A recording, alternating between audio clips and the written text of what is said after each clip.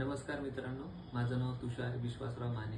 By profession मी एक data scientist आहे. I work with MNC IT company आणि सरांशी मी 2014 पासून कनेक्टेड आहे. सरांकडनं मी पहिलं तंत्र शिकलो, EFT इमोशनल फ्रीडम टेक्निक, आणि ते तंत्र मी माझ्या पर्सनल लाईफमध्ये, प्रोफेशनल लाईफमध्ये वापरलं आणि त्याचा मला खूप उपयोग झाला.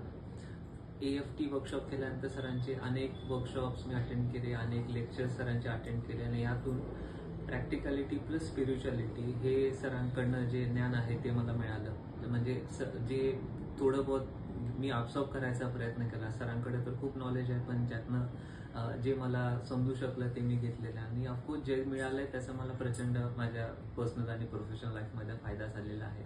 सरांचे अनेक ऑडिओ बुक्स मी ऐकलेले आहेत, सरांची अनेक पुस्तकं वाचलेली आहेत आणि या स्पिरिच्युअल जर्नीमध्ये मागच्या आठवड्यामध्ये सरांनी पब्लिश केलेलं हे पुस्तक मी घेतलं, ओहम ते सोहम.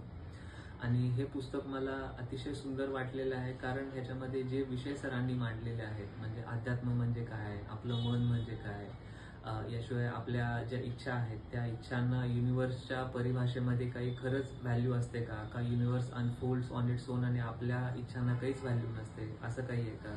नंतर मृत्यू म्हणजे काय, पुनर्जन्म असतो का, असतोच असं खरंच त्याचं काय डायमेन्शनमध्ये it really works in to the universe.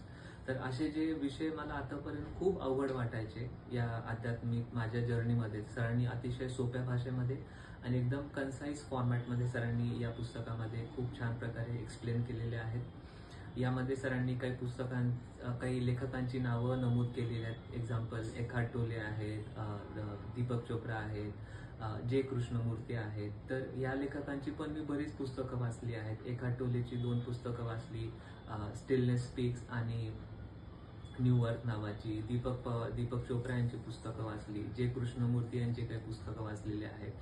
याशिवाय सरांनी काही लेखकांची नावं मेन्शन केली. त्यांची पुस्तकं मी वाचल्यानंतर मला असं जाणवलं की या लेखकांच्या पुस्तकामध्ये जे त्यांनी एक्सप्लेन करायचा प्रयत्न केलेला आहे, तर त्यापेक्षा खूप सोप्या भाषेमध्ये सरांनी ते सगळं एक्सप्लेन केलं आहे. म्हणजे we can say this single book is a crux of all the knowledge that has been mentioned by all these authors.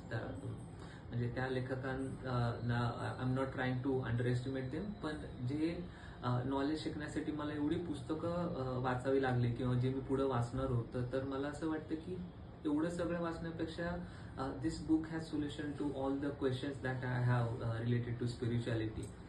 मी अशा काही आध्यात्मिक लोकांना भेटलेलो आहे ज्यांनी सांगितलं की जे आपलं खरं भारतीय संस्कृतीमधलं जे आध्यात्मिक ज्ञान आहे ते आपल्या वेद, उपनिषद, पुराण ह्यांच्यामध्ये नमूद आहे आणि ती जे व्यक्ती मला भेटल्या त्या या जर्नीमध्ये वाचत आहेत ती पुस्तकं.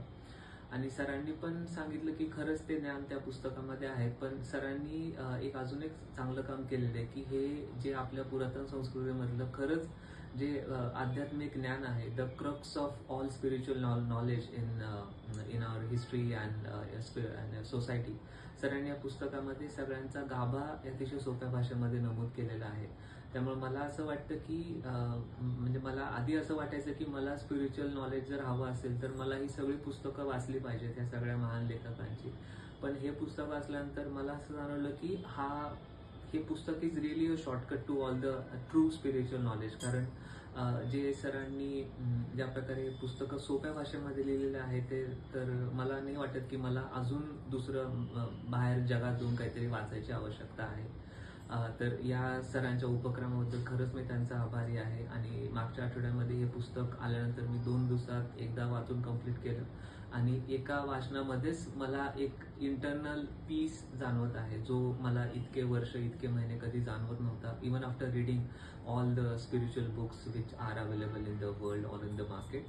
पण मी हे ठरवलंय की या पुस्तकाची मी आता पुढे रिपिटेशन्स करणार आहे. Of course I have to go slowly, 1 chapter at a time, कारण हे पुस्तक शॉर्ट फॉर्मॅटमध्ये जरी असलं तरी यातलं जे नॉलेज आहे ते खूप डीप आणि युजफुल आहे. तर आय हायली रेकमेंड एव्हरीवन की तुम्ही हे पुस्तक एकदा तरी वाचा आणि 100% तुम्हाला हे पुस्तक आवडेल. आणि जसं आपण मल्टिपल टाइम्स हे पुस्तक वाचू, आय एम व्हेरी शुअर की या पुस्तकामध्ये जे डीप आध्यात्मिक नॉलेज आहे, जो डीप स्पिरिच्युअलिटी सरांनी एक्सप्लेन करून सांगितलेली आहे after 20 years of their spiritual struggle, तर हे सगळं त्याचं सोल्युशन आहे. आणि as you read this book more and more times you are going to feel enlightened.